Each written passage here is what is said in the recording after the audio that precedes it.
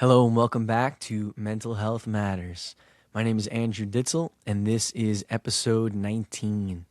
Today we are back. We are back with our mental health trilogy. A couple weeks ago we had part 1, which was our social well-being, and today we are going to have part 2, which is our emotional well-being. We'll be right back after this.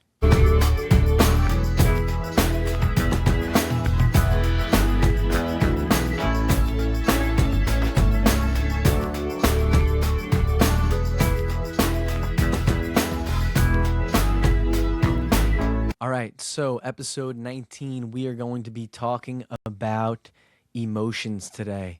I've had a prior episode where I talked about, I believe it was the 5 ways to go about your emotions. Yes, it was. 5 ways to go about your emotions. Today, we're just going to be talking about emotional well-being. So like I had mentioned in our intro here, we have our mental health trilogy going on where we have social well-being, emotional well-being, and we're going to get to psychological well-being in a further episode. We took a little pause in the trilogy because we had an awesome guest on last week in Zach Zamardo, where he was talking about navigating some noise and talking about his podcast that he started up and his journey with his mental health, the awareness that he came to with first the depression that he was going through, and then ultimately figuring out that he had bipolar disorder, how he lives with it, how he manages it. And I wish him the best moving forward as he just went down to Charlotte, North Carolina to turn over a new leaf and have a new beginning. So good luck to Zach, and thanks for coming on. And we are going to get going here with our emotions. So talking emotions and how important they really are, something that I didn't value as much as I think I should have in my life, and maybe still don't from time to time. Our emotions are huge. They're crucial for our mental health. This trilogy that we're doing here with social, emotional, and psychological well-being is not something that I made up.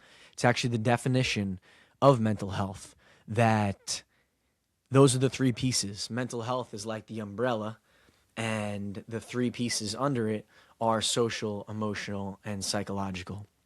So to get into today talking about emotional well-being, I thought about my personal experience, as I try to do when making an episode, in how I make many decisions in my life based off of my emotions. And you might be able to relate with this as well. Whatever you might be feeling, whether it's a negative emotion or maybe it's a positive emotion, whatever you're going through, you might make a decision based off that emotion that you're experiencing. For example, let's say we are feeling guilt, and I'll give you an example during the holidays.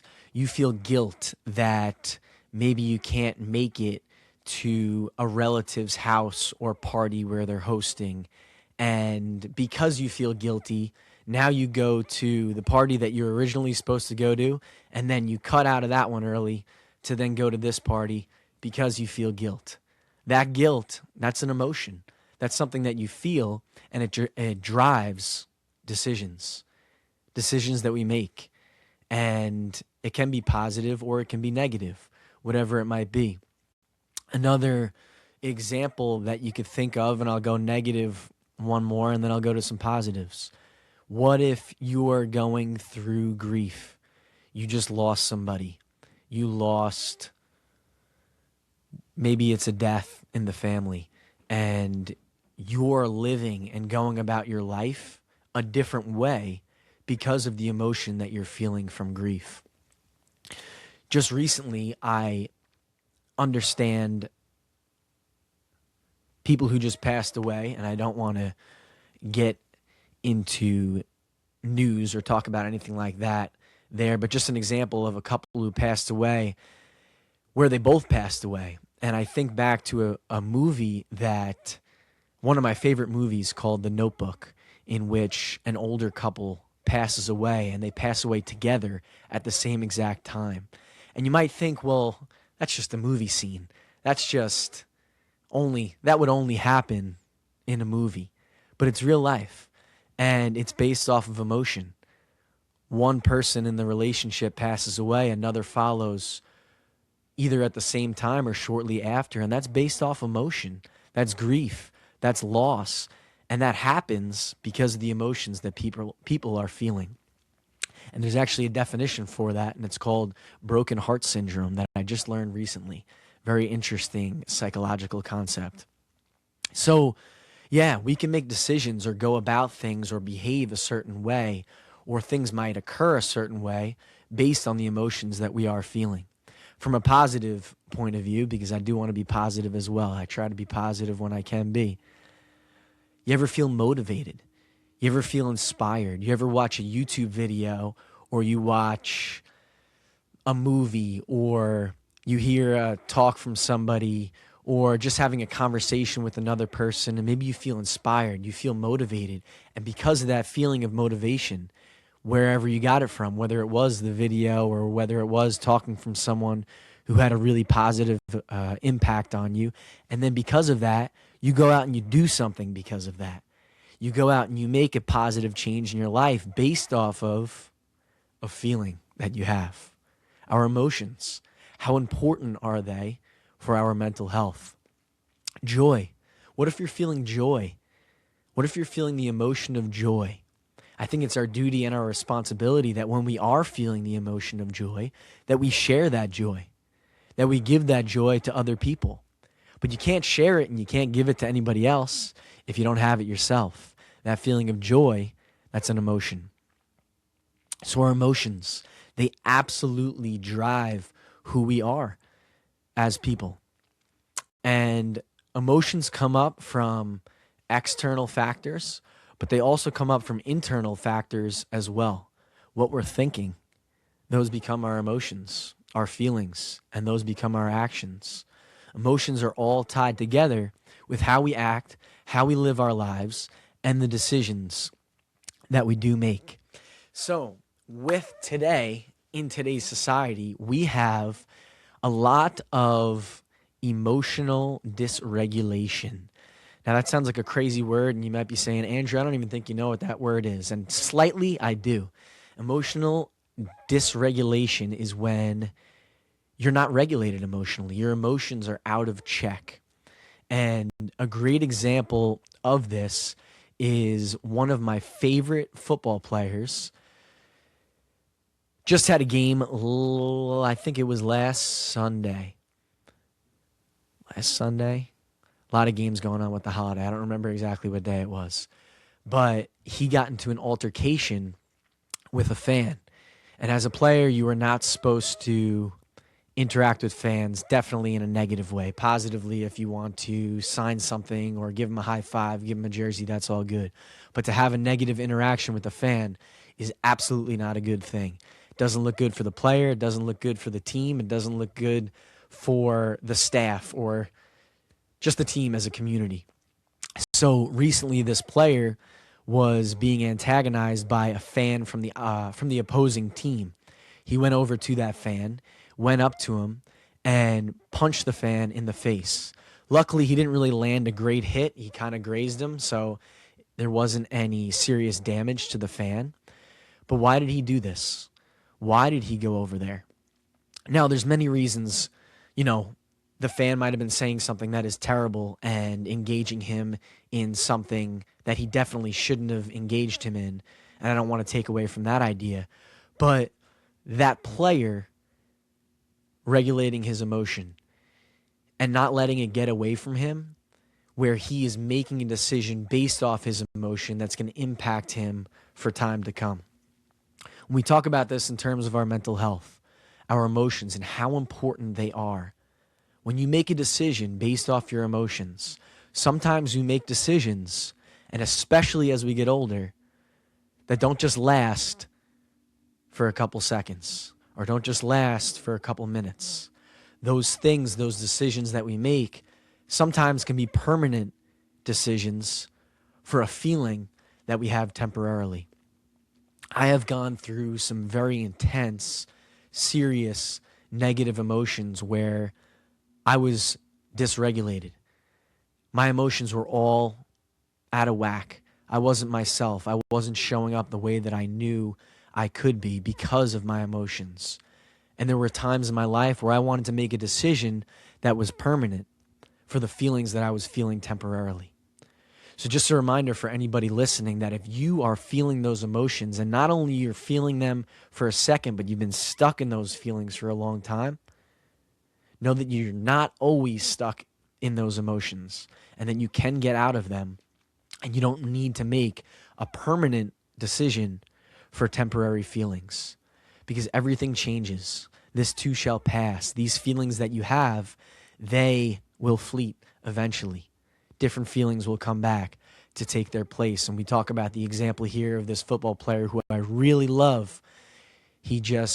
And he's had incidences in the past where his emotions got the best of him. But like any of us, he's a human being. But the point that I'm trying to make is sometimes these decisions that we make can become very expensive or can become life-altering. And they can impact us, whether it is with finances, with our personal physical well-being, or maybe the relationships in our lives, because of how we react emotionally to a certain circumstance, because of how we're feeling, how negatively it's impacting a relationship that we might be having in our lives, which is very big and something that I've learned a lot from recently with the feelings that I've had in my life. So emotional regulation, dysregulation, how do you regulate yourself? That is very important. Maybe you might have a habit to keep you emotionally regulated. Maybe there's something that you do that you really find peace and joy in that is helping you step back and settle in and get your emotions in balance. Something I talk about on here is one of my favorite TV shows, Ted Lasso. And not only do I like the show, but there's something to be said about watching a show over and over again that you already know what's going to happen. That right there is called emotional regulation. So you can be emotionally dysregulated, but by doing something, watching a TV show that you've watched before, that's regulating your emotions. So you can get in a place where you're emotionally stable, where you don't need to act out towards maybe a close family member or a friend or an experience that you're going through to make a permanent decision or a not great decision over temporary feelings. So valuing our emotions, understanding our emotions, being aware of our emotions, being in touch with our emotions. I'm saying all these things like I'm an absolute expert at them. I'm not even close to an expert at handling my own emotions, and it's something that I'm working on, getting better on, and I think something that everybody should work on until the day that they die, because it's extremely important to be in touch with yourself. When we're talking here, we're talking about mental health, and part of our mental health is the importance of being in touch with your emotions. So something I want to get to next is emotional availability. I talked about this a little bit 2 episodes ago with the social aspect of our lives and how that impacts our mental health. And I referred to this phrase of social battery. I think there's also a phrase where we could use very similar, just changing the word to our emotional battery. How available are you emotionally? I'm going to go back, to being a teacher and how important it is to be there emotionally for your students. And maybe it's not only a teacher that you are, maybe you're a parent, or maybe you're just a friend, or maybe you're a brother or a sister or a cousin, an aunt, an uncle, whoever you might be, showing up for other people, having that emotional battery, and how important that is to be aware of and to be in touch with. That the emotional battery sometimes could be here all the way full, and sometimes it's here where you're running on nothing. We don't just have a social battery, we also have an emotional battery, something that needs charging. And if it's not charged, how are we going to charge that emotional battery? What is it that fills you up? What is it that fills your emotional battery to support your mental health? I just use an example that I like to use for myself in watching a TV show that I've watched before. I could watch it again, and that regulates my emotion. I talk here about working out, and how that regulates my emotions. Sometimes I'm all foggy, I'm not feeling right, I'm off. I get a good workout, now I'm back to where I need to be.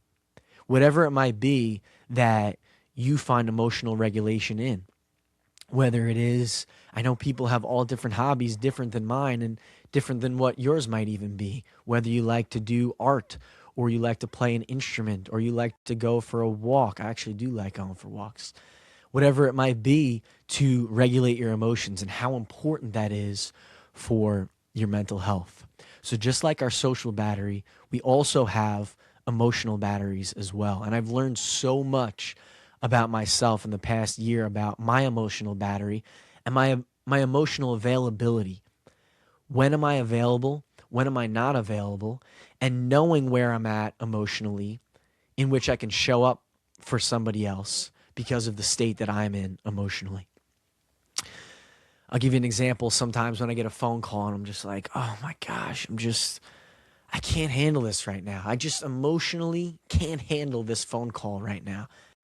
And it's nothing against whoever would be calling me or the situation that they might be in or how serious it is, but sometimes I just can't handle it. And as long as the other person who's trying to get in touch with me is okay, it's okay to sometimes be like, all right, I emotionally am not ready for this call right now.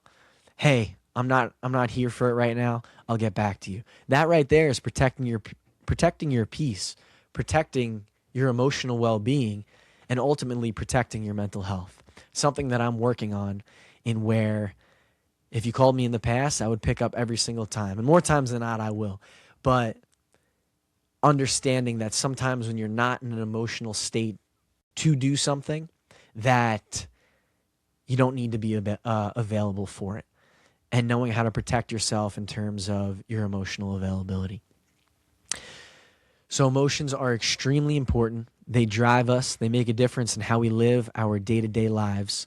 And as always, I want to end today's episode with a Bible verse.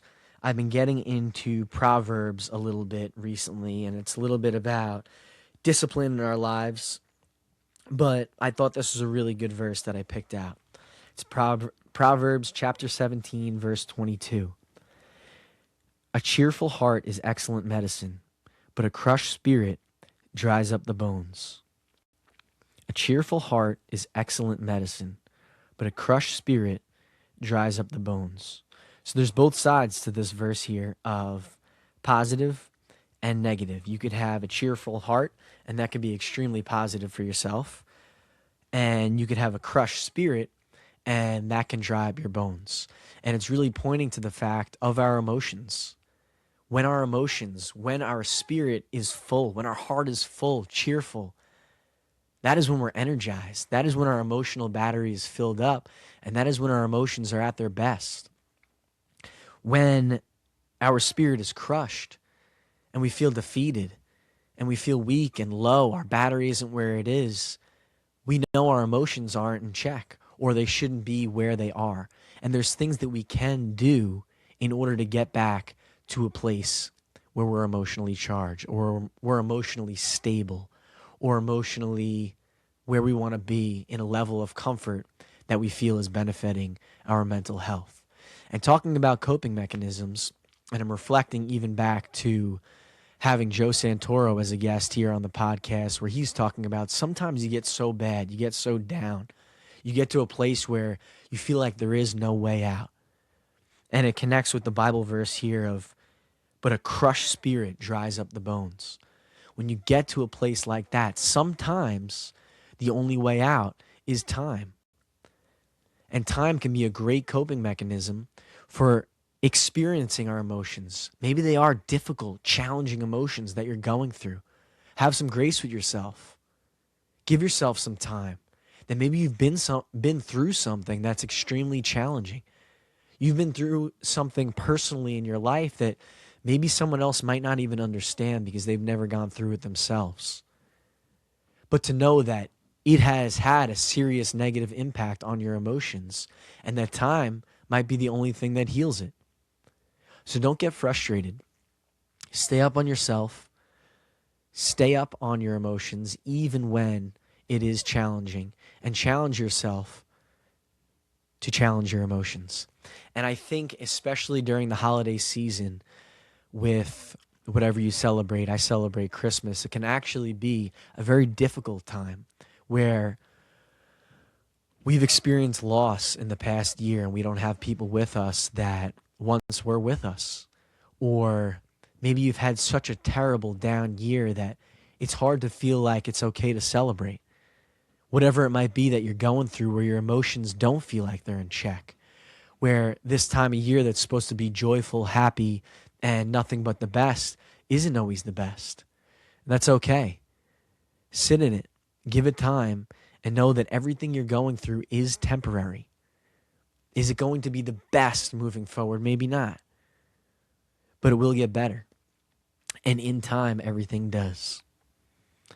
Being in tune, being in touch with your emotions, no matter what time of the year it is. I want to give a shout out to the holiday season here and how important, how great of a time it is. But no matter what time of the year it is, how important it is to be in touch with your emotions. Maybe it's positive at a certain time. Maybe it's negative at a different time. However you go about it is extremely important. And being in touch with that and being aware of it is the first step in being able to access your emotions and start living a life that is better for your mental health. So guys, I hope you enjoyed episode 19. I hope you enjoyed the prior episode as well with Zach Samardo navigating the noise. I was really happy to have him on. I already gave him a shout out for this episode, but I want to give him another one, wishing him luck moving forward in his process with what he's going through. And to remind everybody that you're not alone with whatever you're going through. Today we talked about our emotions and how important it is to be in touch with our emotions and how they drive our lives. How the emotions that we're feeling, whether it is an external thing that's impacting us or something internally that we're just struggling with emotionally. Know how important that is to help for your mental health.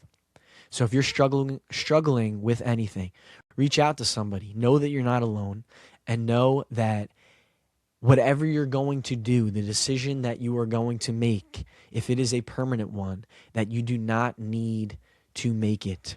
The temporary feelings that you might be having are not here to stay forever. Guys, thank you so much for tuning in, and we will see you next time.